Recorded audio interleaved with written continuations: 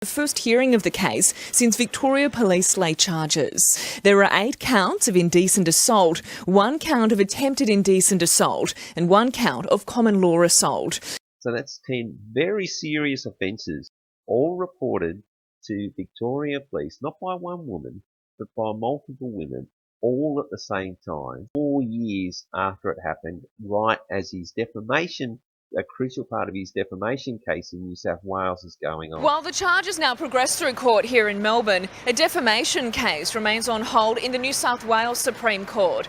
And that's what these made-up allegations to the bought and paid for Victorian judicial system, including the cops and the judges, they're all in on it, was designed to do, was to disrupt this civil case in New South Wales because it looks like it's going bad for them. And of course Craig should win it because, you know, everything was unfounded and he's got a very good defence. So that's what all this is about. That's how deep this goes. With Mr McLachlan suing a number of media outlets and an actress after allegations of inappropriate conduct went public.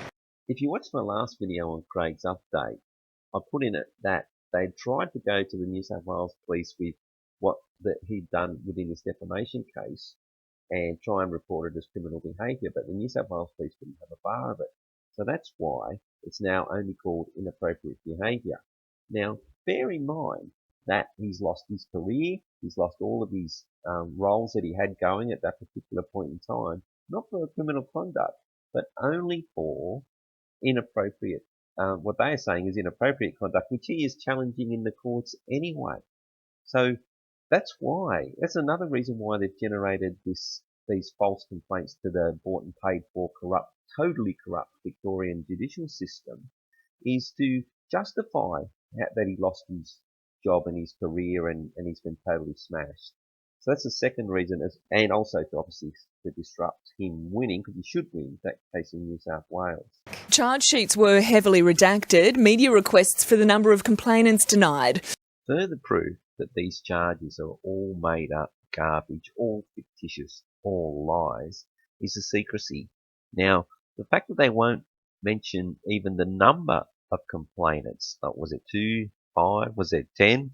Well, that means that the redaction that she talked about was the names have been redacted. Because if you knew the names of the complainants, then you would know how many there were.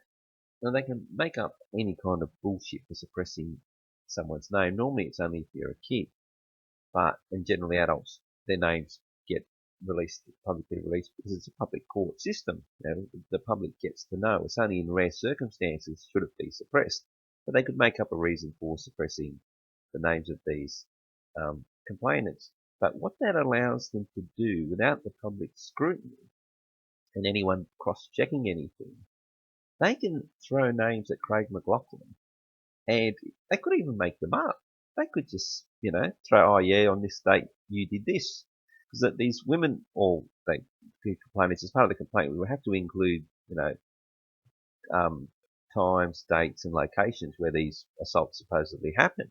But they could still make up names. And Craig McLachlan's going, well, I don't have a clue who she is. Well, she remembers you, buddy.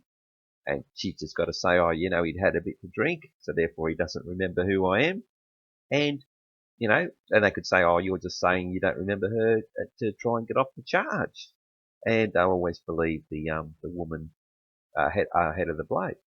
So by not publicly disclosing those names, nobody, including the media, can cross-check their story. Someone would say, no, well, that name, if it is an actual person, no, she was in Tahiti that weekend, or something like that. So, that leaves them a lot of scope to manipulate the trial by hiding these names. So you might be thinking, well, Craig will face his accusers in court, and he can then look at them and, categorically state on oath that I don't know who that person is. Again, they can still argue it's 4 years later, she looks different, or, she said that you were intoxicated, therefore you can't remember. But have a look at how that evidence can be given by a victim of sexual assault. This is from the Victoria Legal Aid website, sexual assaults, as you can see at the top there in the URL. Now, giving evidence.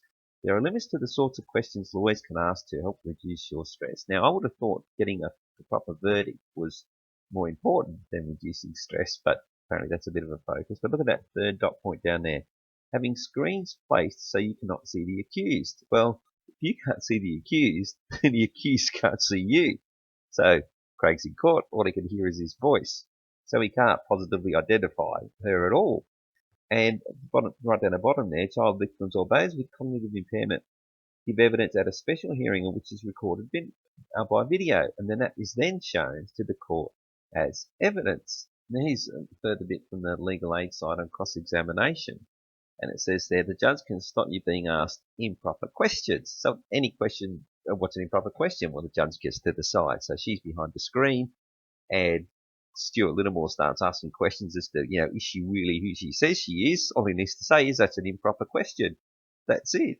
That second part there, I just sort of highlighted that because I think it's a bit ridiculous. Generally, you can't be asked about your sexual. I thought that is very surprising because I would have thought that was crucial to any defence. Well, I've been banging her for 10 years. No, you can't mention that. So that's just off this track a little bit, but you can see that the redaction of the names right at the start, when you look at how they can manipulate a trial, I think they've done that for a reason.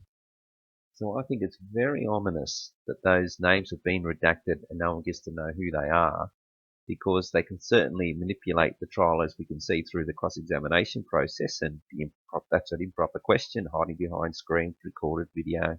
Bear in mind, they've got 10 charges. They only need one. They only need one of these to get across the line. Oh, 9 have been gone, but we've got one, and that's all they need, because that's all they need to disrupt the trial, because that will then be used to stop Craig getting his compensation. Because if he gets his compensation, the stakes here are so high.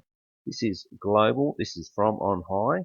The fact that they couldn't do it in New South Wales, they told them to get stuff. But the fact that they've called on their compliant buddies in the Victorian government and judicial system means I don't think that's what they're going to do.